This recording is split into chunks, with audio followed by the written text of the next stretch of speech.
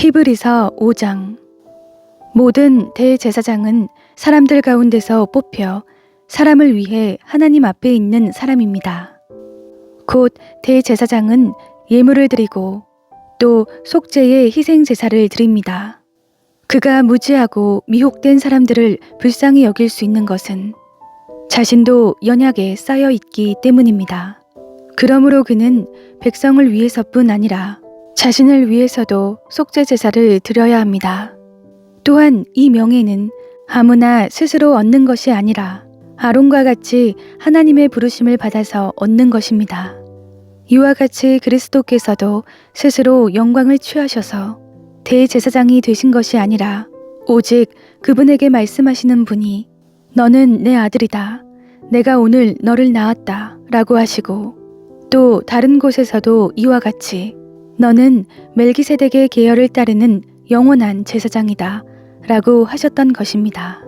예수께서 육체 가운데 계실 때 자신을 죽음에서 구원하실 수 있는 분께 통곡과 눈물로 기도와 간구를 올리셨고 그의 경외하심으로 인해 응답을 받으셨습니다. 그분은 아들이신데도 고난을 당하심으로 순종을 배우셨습니다. 또한 그분은 완전케 되셔서 그분을 순종하는 모든 사람들에게 영원한 구원의 근원이 되시고 멜기세덱의 계열을 따르는 대제사장으로 하나님께 임명을 받으셨습니다. 멜기세덱에 대해 우리가 할 말이 많으나 여러분이 듣는 일에 둔함으로 설명하기가 어렵습니다. 여러분은 지금쯤 선생이 돼 있어야 마땅한데 누군가 다시 여러분에게 하나님의 말씀의 초보 원리들을 가르쳐야 할 형편입니다.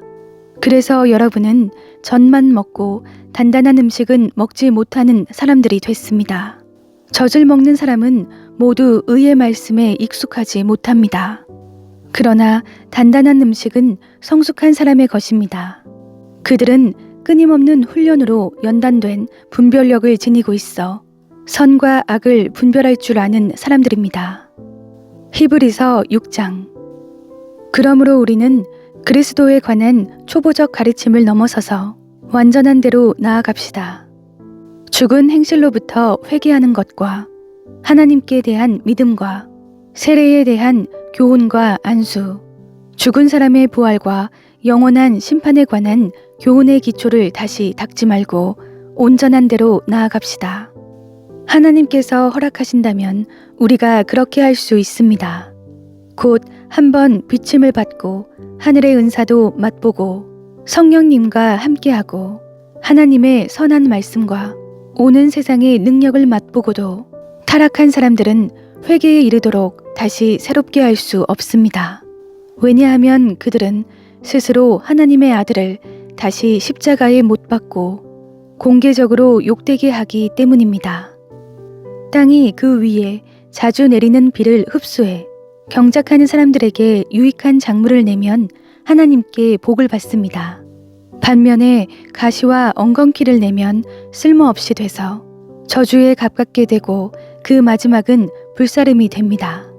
그러나 사랑하는 여러분, 우리가 이렇게 말하지만 여러분에게는 구원에 이르게 하는 더 좋은 것들이 있다고 확신합니다.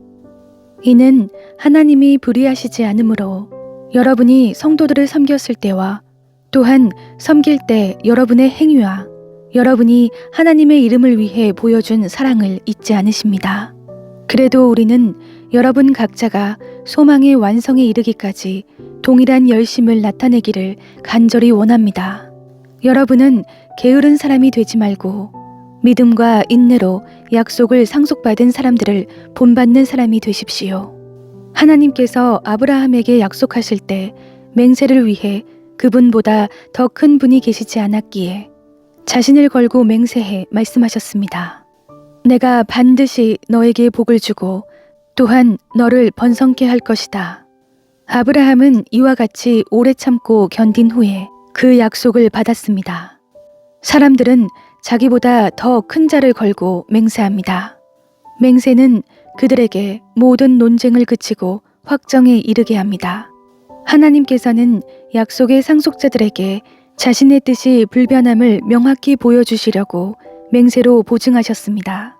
이는 하나님께서는 거짓말을 하실 수 없는 이 두 가지 불변의 사실로 인해 앞에 있는 소망을 굳게 잡으려고 피해가는 우리가 힘 있는 위로를 얻게 하시기 위함입니다. 우리가 가진 이 소망은 안전하고 확실한 영혼의 닷과 같아서 휘장 안으로 들어가게 합니다. 예수께서는 우리를 위해 앞서 달려가신 분으로 그곳으로 들어가셔서 멜기세덱의 계열을 따르는 영원한 대제사장이 되셨습니다. 히브리서 7장. 이 멜기세덱은 살렘 왕으로 지극히 높으신 하나님의 제사장입니다. 그는 왕들을 이기고 돌아오는 아브라함을 만나 축복했습니다. 아브라함은 모든 것의 10분의 1을 그에게 주었습니다. 그의 이름의 뜻은 첫째로 의의 왕이고 다음으로 살렘 왕, 곧 평화의 왕입니다. 그는 아버지도 없고 어머니도 없고 족보도 없습니다. 생애의 시작도 없고 생명의 끝도 없지만 하나님의 아들을 닮아 항상 제사장으로 있습니다. 그가 얼마나 위대한지 생각해 보십시오. 족장 아브라함도 그에게 10분의 1을 바쳤습니다. 레위 자손 가운데 제사장 직분을 받은 사람들은 자기 형제인 백성들도 아브라함의 허리에서 나왔지만 율법을 따라 그들에게서 10분의 1을 거두라는 명령을 받았습니다. 그러나 이들로부터 나오지 않은 이 멜기세덱은 아브라함에게서 10분의 1을 취했고 약속을 받은 그를 축복했습니다. 두말할 필요 없이 축복은 윗사람이 아랫사람에게 하는 것입니다. 앞의 경우는 죽게 될 사람들이 10분의 1을 받았고 뒤의 경우는 살아있다는 증거를 받은 사람이 10분의 1을 받은 것입니다. 말하자면 10분의 1을 받는 레위도 아브라함을 통해 10분의 1을 바쳤다고 할 수 있습니다. 이는 멜기세덱이 아브라함을 만났을 때 레위는 아직 조상의 허리에 있었기 때문입니다. 만일 레위 계열의 제사장 직분을 통해 완전함을 얻을 수 있었다면 그런데 백성들은 이것을 근거로 율법을 받았습니다. 아론의 계열을 따르지 않고 멜기세덱의 계열을 따르는 다른 한 제사장을 세워야 할 필요가 있었겠습니까? 제사장직이 변하면 율법도 반드시 변하게 됩니다. 이것들은 그분과 관련해 언급됐습니다. 그분은 다른 지파에 속했는데 그 지파에서는 아무도 제단에서 섬긴 적이 없었습니다. 우리 주께서는 유다 지파에서 나오신 것이 분명합니다. 그런데 그 지파에 관해서는 모세가 제사장직과 관련해 아무것도 말한 적이 없습니다. 그리고 이 사실은 멜기세덱과 흡사한 다른 한 제사장이 일어난 것을 볼 때 더욱 분명합니다. 그는 육체에 속한 규례, 곧 율법을 따라 제사장이 되신 것이 아니라 썩지 않는 생명의 힘을 따라 되신 것입니다. 그렇기 때문에 너는 영원히 멜기세덱의 계열을 따르는 제사장이다 라고 선포됐습니다. 전에 있던 계명은 약하고 효력이 없어 폐지됐습니다. 이는 율법이 아무것도 완전하게 할 수 없기 때문입니다.